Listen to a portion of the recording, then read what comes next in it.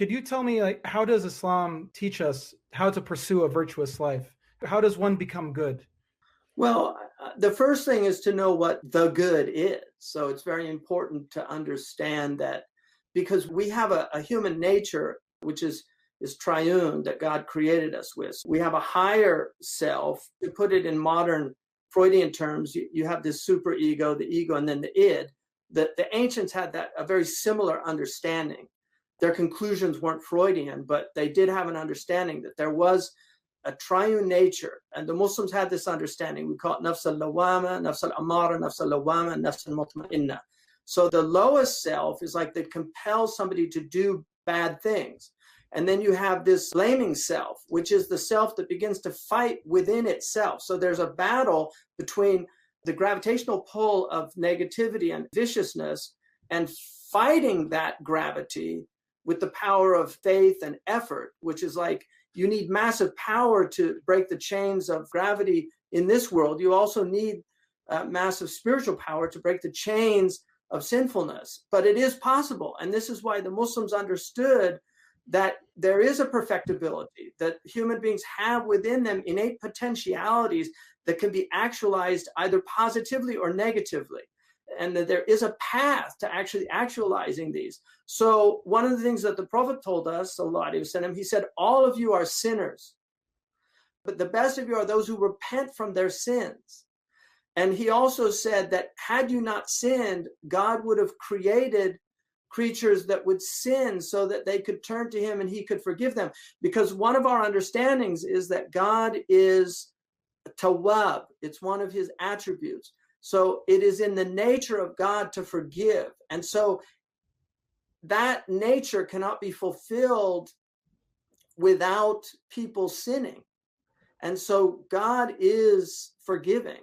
So I'll give you one example. I was with Sheikh Abdullah bin Baya once. We were in Kuwait in the airport, and somebody saw him and recognized him. There was a team, Jordanian soccer team, and the young man was an athlete. And he came up and kneeled down and said to the Shaykh, he said, you know, I sin, I do these things and I feel horrible and I ask Allah to forgive me. And then I go back and do them again. And he said, can you help me?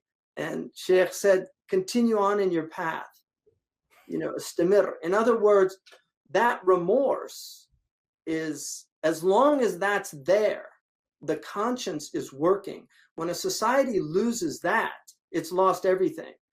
Because one of the things that the Antichrist tells us is go and sin no more, like Christ. But for the Antichrist, go and sin no more because there is no more sin. It's a very different understanding from the understanding of believers.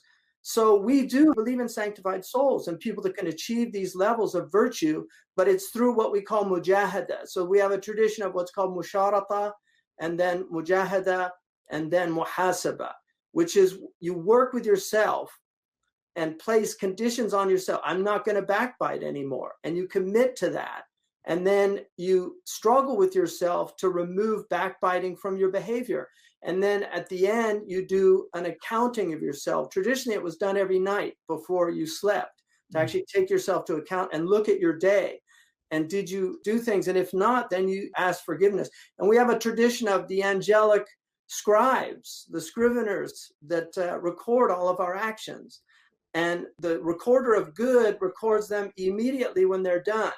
But the scribe that records the vicious acts of a human being will wait till the end of the day to see if they ask forgiveness for it.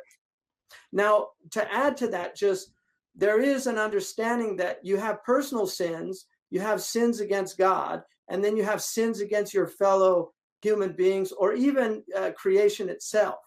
The sins between yourself, those things are very easily removed. The sins against God are also removed with repentance. It's the sins against human beings that are the difficult ones, because God can forgive you, but you also have to redress the wrongs that you've committed.